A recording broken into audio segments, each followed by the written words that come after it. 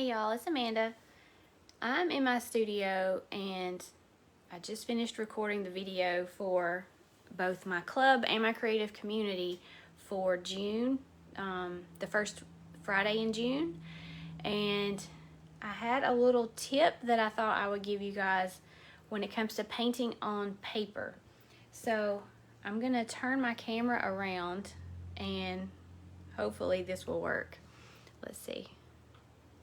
You can see my table here. Okay, yeah.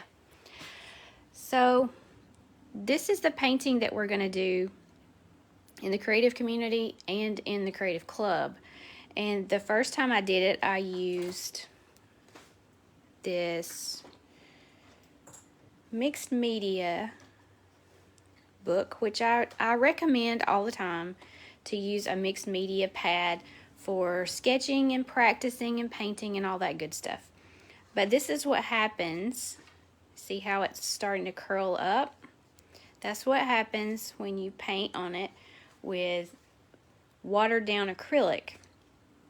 Okay, the one that I just finished up here, I used watercolor paper, which is a heavier paper. So this one was 114 pound and the watercolor paper is 140 pound.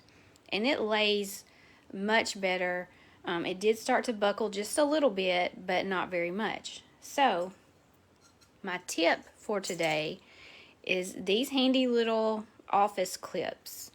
If you are painting and you're wanting to use some paper, and I understand wanting to be frugal and practice on things that are inexpensive, and this is one way to do that. These mixed media pads or even the watercolor pads are very inexpensive. You get lots of paper that you can practice on. But if it starts to buckle like this, you can just use your little office clips. I'm trying to do it one-handed. Hold on.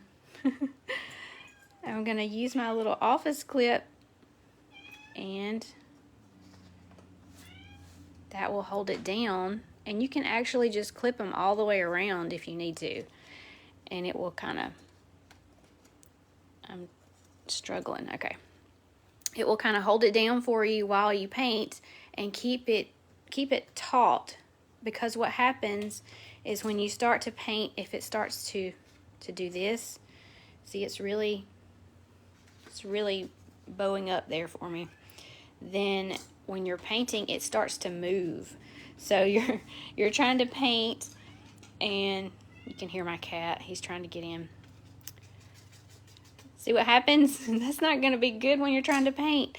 So if you clip it down just like this, then it's going to keep it still and it's going to keep it flat, and you can use an inexpensive paper to practice on. So these are both on paper. This one's on mixed media paper, this one's on watercolor paper, and you can paint with acrylic paint on watercolor paper. You can do that, and it does help to keep it flatter, you know, when you're painting, but it is something that you have to deal with when you paint on paper. You have to try to keep your paper flat. Some people like to tape theirs down, but one reason why I don't tape mine down is because I like to move my paper around. So when you tape it down, it's kind of hard to move it. But these clips are my tip for today, and I may start doing something like a little tip for you on Tuesdays, just a little short something that I think will be helpful to you. So let me see if I can turn my camera back around.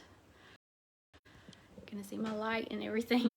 I just saw someone ask if I was gonna give a tutorial on these flowers, and yes, it's coming to my creative club and my creative community. My cat is going insane. Hang on a minute. Okay, sorry. Okay.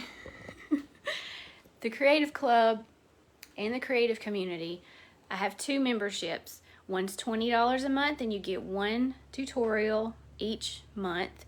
The other one's $47 a month and you get something new every week and access to a library full of over 200 tutorials from the past. So both of those memberships are open, and after the video is over here, I'll come in and give you the links to those if you're interested in painting with me this month. And if you have any questions, I'll be happy to come in and answer them if you just post them below. And I'm gonna try to clean up in here and get this cat out of here before he tears up all of my things. But I'll see you guys next time. Bye.